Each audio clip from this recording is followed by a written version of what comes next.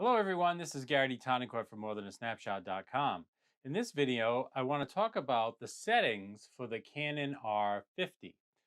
This little camera has got some powerful features and we need to dive into the menu and see how to activate them. So let's take a look. For this tutorial, I'm going to be looking at the menu, but to make menu changes, I'm going to recommend that you switch the shooting dial into program mode because that will allow us to access more options in the menu. If it's in full auto mode, the camera tries to control everything and there may be some settings that it won't let us access. It's up to you. If you decide to shoot in full auto mode, that's fine. Just realize you're not going to have all of the options available to you that are in the menus. So let's switch it to program mode and then we'll go over to the menus and take a look at what we can change. All right, when I press the menu button, the first thing you'll notice is this is a touch screen. So if I want to move around very easily and quickly, I can just touch the screen. And this is really one of the nice features about Canon. They have great touch screens and they have menu systems that are pretty easy to work with. Basically, if you start on the left side and you work your way through all the tabs till you get to the right side, you'll go through eventually all the important settings that you need to adjust, and some you don't even need to touch. So that's the kind of thing that we're going to be looking at and talking about as we go through this. So first of all, we have image quality. If I touch image quality, you can see that we have several options here. Under RAW, if we choose the dash, that means that it will not shoot a RAW file. If I click on RAW, it will shoot a normal full RAW file, which will be a large sized file, not compressed, and it will give you the best quality. And it will give you the best ability to edit your photos when you take it into your computer. You want to have an image editing program, something like Lightroom or Photoshop, that has the ability to adjust a RAW file. You can also use the software that came with the camera. Canon provides Digital Photo Professional, which will allow you to edit a RAW file as well. Another option is this CRAW, which is a compressed RAW file. Basically gives you all the advantages of a RAW file, but it is a little bit compressed, so it'll save a little bit of space on your computer and on your memory card. And also, because it's a smaller file, it'll give you a little bit deeper buffer when you're shooting in a burst mode. So I tend to shoot in compressed RAW. I find that I don't lose any quality. All right, in this second column, if you leave this one set to the minus, this means it will not shoot a JPEG. So the way I have it set up right now, it will only shoot a compressed RAW file and no JPEG at all. If I wanted to shoot a RAW file and a JPEG, I could click on one of these choices. As you can see, L stands for large. That'll be the largest size JPEG or HEIF file that you can make. And the smooth edge little half moon thing is telling you that that is not a very compressed file. If you go to the next one, it's large, but it's bumpy, so it is more compressed. And then we have a medium sized file that is not very compressed, and a medium one that is very compressed. Same thing, small that is not compressed, and small that is very compressed.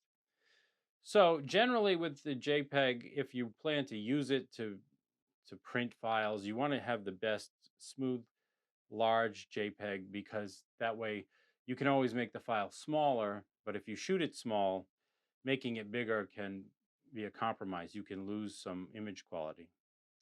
So this is how you would set it up if you wanted to shoot RAW and JPEG. If you just want to shoot JPEG, you can just hit that minus sign and now it's just shooting JPEG. In this case, like I said, I want to shoot compressed RAW and no JPEG, so that's the way that I will leave it, and then click OK for set. The next one, aspect ratio, that is the size of the image that you're going to get, more like the shape of it rather than the size. So 3:2 would be the typical size for, let's say, a 4:6 size picture. Then we have 4:3. Then we have 16:9, which would be like the aspect ratio you would see on your television or a video. And then 1:1 would be a square like you might see on Instagram. So for any image that you take, you could set this ratio to anything you want, or you could typically just leave it on 3:2 and then crop to whatever aspect ratio you want in whatever image editing software you're using. That takes care of tab 1 under the camera icon. You'll notice under the camera icon, obviously it'll pertain to items that regulate how the camera works when doing photography. On tab 2, we start with exposure compensation and AEB. Exposure compensation is this little button right here.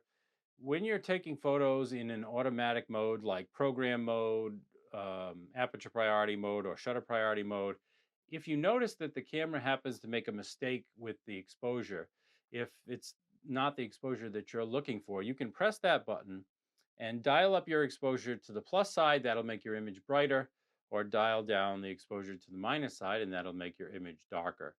So it's a way of making adjustments to your exposure, um, either before or after you take the shot. I mean, if you can tell in your LCD screen on your histogram that your exposure is wrong, you could adjust it with a mirrorless camera before you take the shot, and then take the shot and get it right. If you didn't notice that it was wrong, you can always look at an image that you've taken, check out the histogram, figure out what kind of adjustment you need to make, and then make that adjustment for the next shot. Either way can work just fine. The second part of this is it has exposure bracketing. So this is typical if you want to do an HDR image where you're going to manually put it together yourself in a program like Lightroom or Photoshop. So in this case, when you turn the exposure bracketing dial, you'll see you'll get three red lines. Right now I have one red line at -1, one at 0, and one at +1. So what that means is if I accept these options, the camera will take 3 photos. One will be at -1, one will be at 0, and one will be at +1. That means I'll get one shot that's underexposed, one that's right in the middle, and one that's overexposed. And then if you put it into an image editing program that can make an HDR, it can blend those 3 shots together to try to give you all of the right exposures. But when you're not using HDR, you want to make sure that these 3 lines are all together under 0, or that will mess up your individual single shots if it is selected as separated. Okay, the next one, ISO speed settings. Here is where you can select your ISO. Right now I have the ISO set to auto, or you can pick an individual number that it stays locked on. Depending on the situation, auto is fine, but there may be times when you want to control the ISO and pick the number yourself. Down here it says max for auto.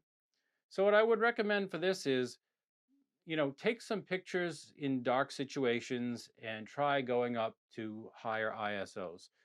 Go up to 16, 32, 64, 12,800, and so on.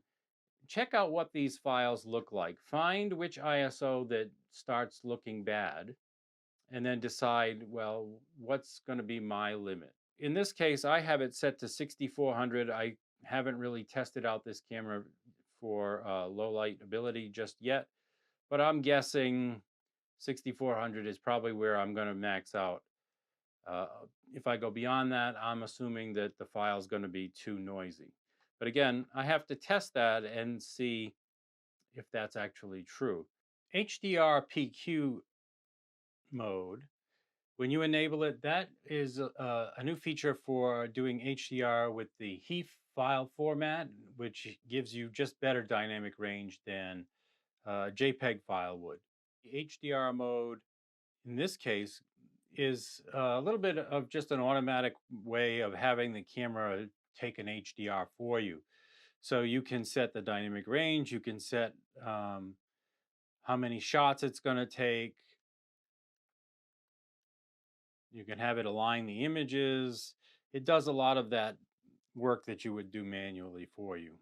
So you want this set to off in most cases, unless you want to do an HDR image, which is an image that has a lot of dynamic range in it, which means some parts of the images are very bright and other parts of the images are kind of dark. Okay, auto lighting optimizer. I just have it set to standard. This setting will try to protect your highlights, especially if you're a JPEG shooter. Same with highlight tone priority.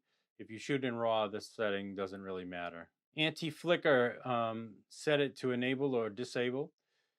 If you're shooting with the electronic shutter, and you're noticing when you're taking your shots indoors with lighting that you're getting a lot of flickering, this is when you'd want to come and turn this setting on. If you're shooting outside with daylight, you really shouldn't see uh, flickering. This is more from man-made lights. So you want to leave this off unless you're using electronic shutter and you're having a problem where you're noticing that flickering is occurring.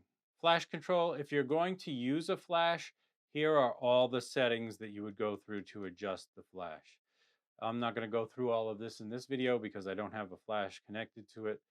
That could be a separate video. The metering mode. You have different metering modes. The first one is evaluative, and in this metering mode, it does mostly meter the light from the center, but it also averages all the light coming in from the whole image. And this is the most modern metering mode, and this is the one that I would recommend you use most of the time. If you learn to read a histogram, this metering mode is going to give you probably the best results. As we go to the right, we have metering modes that generally get smaller. Partial metering mode, we have a spot which reads the light mostly in the center of the frame. Spot metering reads the light from a small spot on the screen. And then center weighted averaging is just that. It mostly meters from the center. But like I said, the most modern of these metering modes is evaluative, and that's the one I use most of the time. White balance. Here you can choose auto white balance and just let the camera worry about it. Or you can just remember that you have to come in here and make changes to the white balance for different lighting conditions that you may be in. So for example, there's sun, shade, cloudy, tungsten light bulbs, fluorescent light bulbs, flash. You can also do a custom white balance, or you could set a Kelvin number. So there's many different ways you could set white balance, but basically what it's doing is every type of light has its own color temperature. Some lights are warm lights and some lights are cool lights. You're basically telling the camera what kind of lighting conditions you're shooting in, and this tells the camera how to remove any color cast from the photo. So for example, if you're shooting in tungsten lighting, it tends to be a very warm and orange kind of lighting. And if you didn't make an adjustment for it, your image would come out looking very orange. But by setting this to tungsten, that basically tells the camera to remove that orange and you get a nice clear image without any color cast. Now in auto, it does a good job in most situations and you could leave it in that.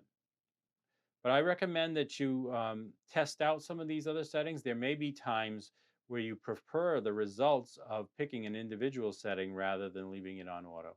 Custom white balance. This would be if you want to take an image of something that's 18% gray, like on this gray card, you can use this to set a custom white balance so that you can get pretty much scientifically accurate colors. White balance shift and bracketing, they give you this little grid and you can increase the blues, the greens, the magentas, and change how your white balance looks. This is usually done for more creative reasons. Again, these are more advanced things that you may want to play with. For color space, generally sRGB is what you would want, but I tend to set mine to Adobe RGB. It's a larger color space, so you're capturing more color in the camera.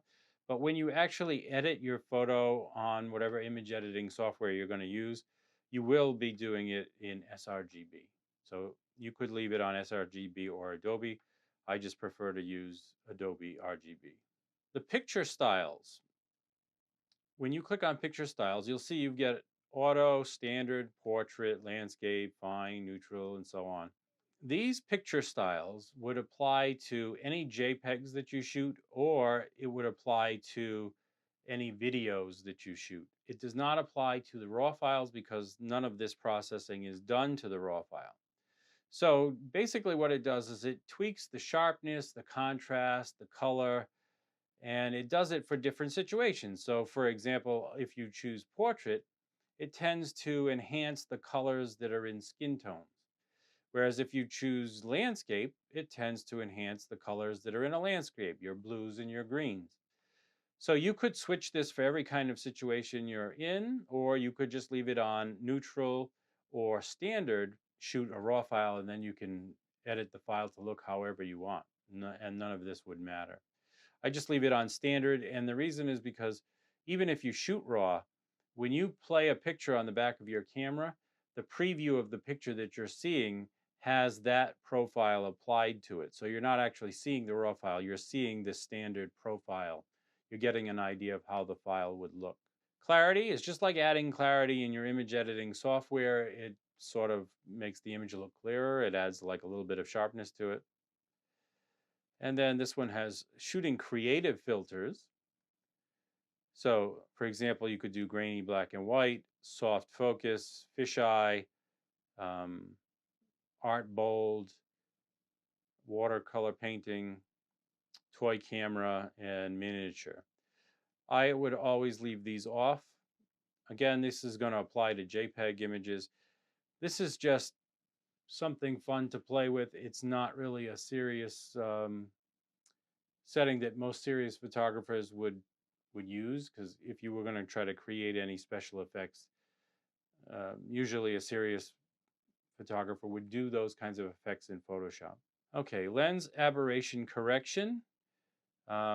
Peripheral illumination turned on. Digital lens optimizer.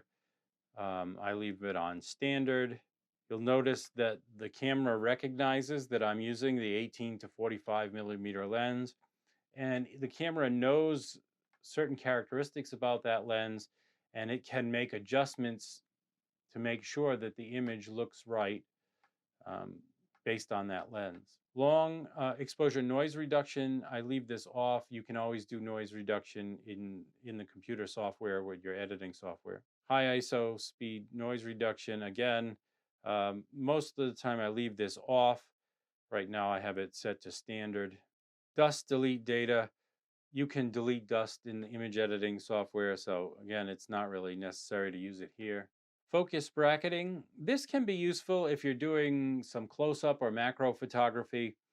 What it does, it takes a bunch of slices of focus through your image, and then it puts it all together in one image. So that way, when you shoot something up close, you lose depth of field. So by having many shots that you can add together, it gives you more depth of field, so your object will be in focus from front to back. It can also be used on landscapes too. If you want to get a lot of depth of field in your photo, you could use it, like I said, either for landscapes or for close-up macro type shots. So that is a handy thing to play with and learn. Your drive mode, here's where you can select whether you're shooting a high-speed burst, a high-speed normal burst, just a low-speed continuous.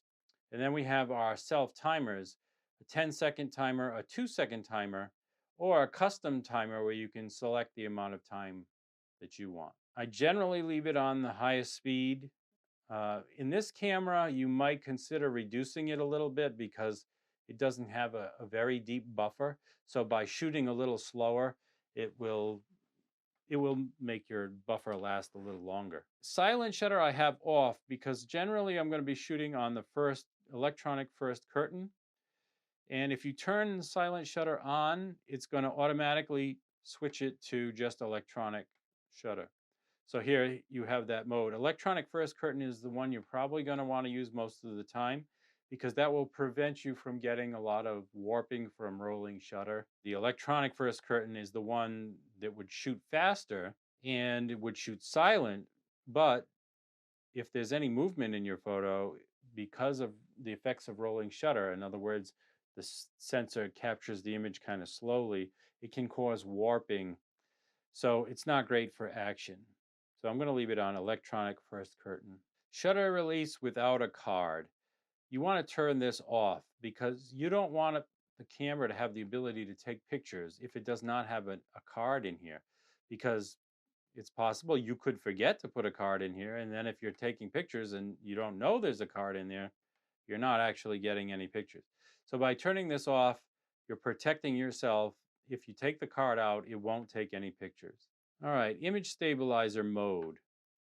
You have IS, you can turn on or off. I leave it on, and that's for photo. And then here, digital IS for video. again, you could turn on or off.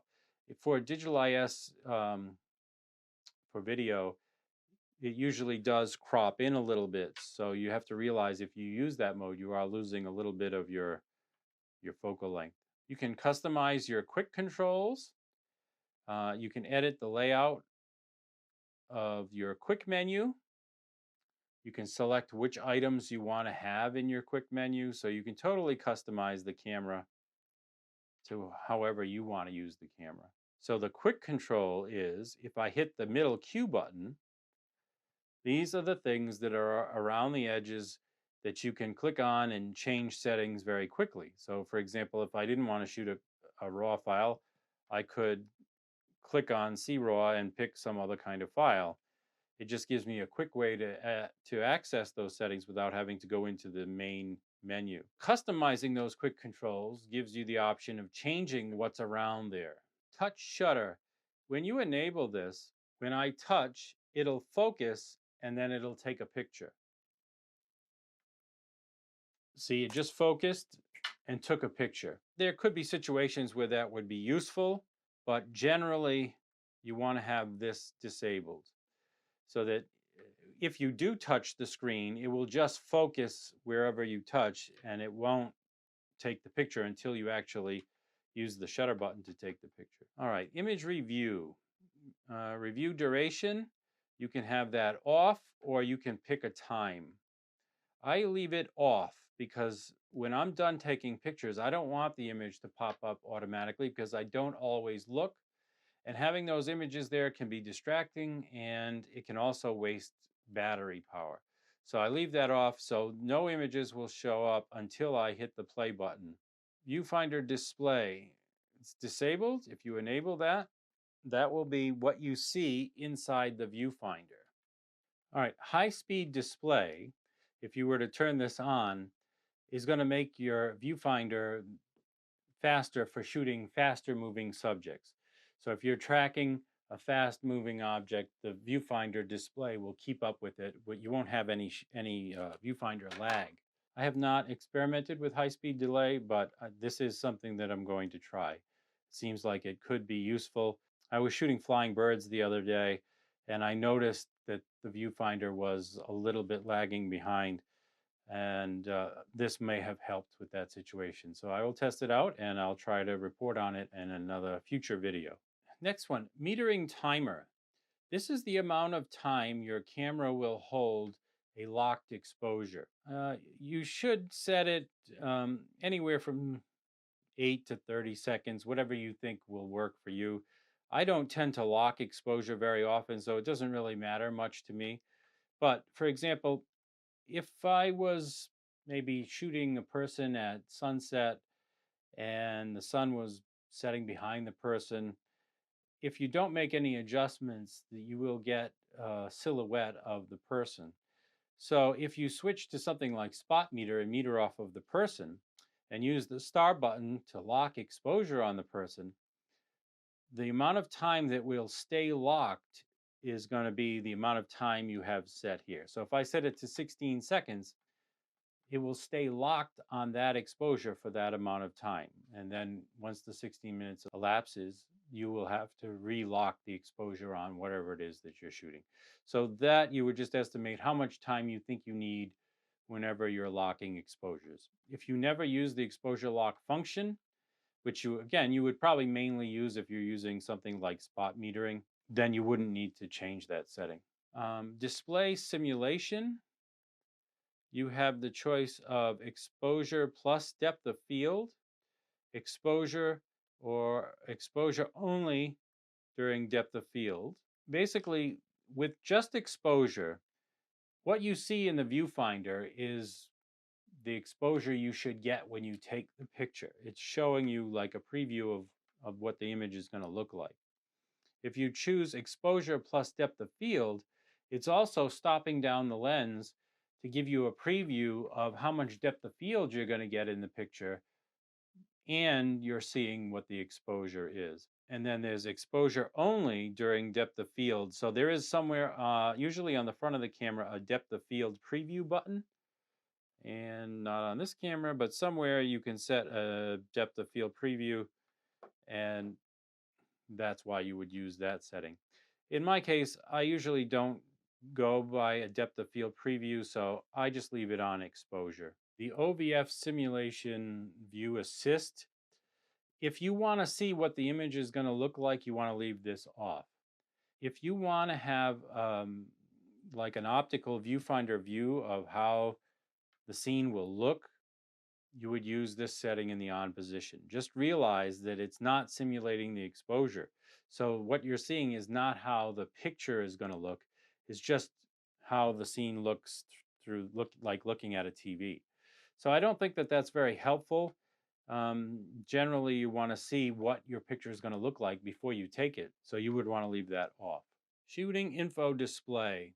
This is useful for setting up what you want to see on your display screen when you look in your viewfinder. There are different setups that are pre-made, and you can turn on or turn off different things because you might want to see different information. It says hit the info screen to edit, and here you can choose what things you would see. Right now, you get the basic information at the bottom, and let's say I wanted to turn on the histogram.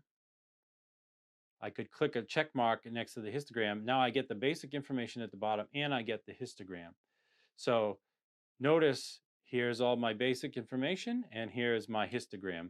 And I think that that's a good way to set it up because if you learn how to use the histogram, it's very helpful to have it readily available. And there's all kinds of other settings in here. Vertical display I have on. That way, if you turn the camera vertical, it will adjust for being vertical. Grid display, I like to have a grid to help with composition. Some people like it, some people don't. And then there's different grids you could turn on. I just leave the basic 3x3. When I'm shooting in the viewfinder, it will show that grid. I also like to have the level. It helps you to level the camera when taking the shot. Histogram display is going to be RGB. Lens info display, I don't usually change this. Focus distance display in manual focus mode. I do have that on, and I do set it to feet because we're in the US, we're used to feet. Focal length display enable. Again, that has to do with what lens you're using. Vertical display format, you have different choices here. This is display 1 and this is display 2. 1 kind of expands out to the edges and display 2 is a little more pinched in. I just leave it on display 1. Display performance, the frames per second, you can put it on power saving or you can put it on smooth. I have it to set to power saving because the battery in this camera is not fantastic. Movie size recording, when you come in here, here are all of your choices. You can shoot 4K 30, 4K 23.98, Full HD 59.94, Full HD 29.97, and Full HD 23.98. In movie mode, you also have things like sound recording settings. You'll get the best sound results if you use manual, and usually you turn down your mic level till your little mic readings just kind of come up to 12 on the meter. So I would recommend adjusting that for every situation that you're in with every different mic that you use. If you used auto, you could end up with peaking and other problems like that. ISO speed settings, they can choose a max ISO. I have 12,800. Again, this is all for video. Notice there's a video icon for this stuff. Auto slow shutter speed is turned on, so if the conditions are dark and the shutter speed that you've chosen is not going to give you a proper exposure, the camera will automatically slow down the shutter speed to give you a correct exposure. Shutter button function for movies. Mine is set for half press. It will meter and start the servo for doing movies. But you could also set it for meter and one shot or metering only. So tab 9 is all about movies.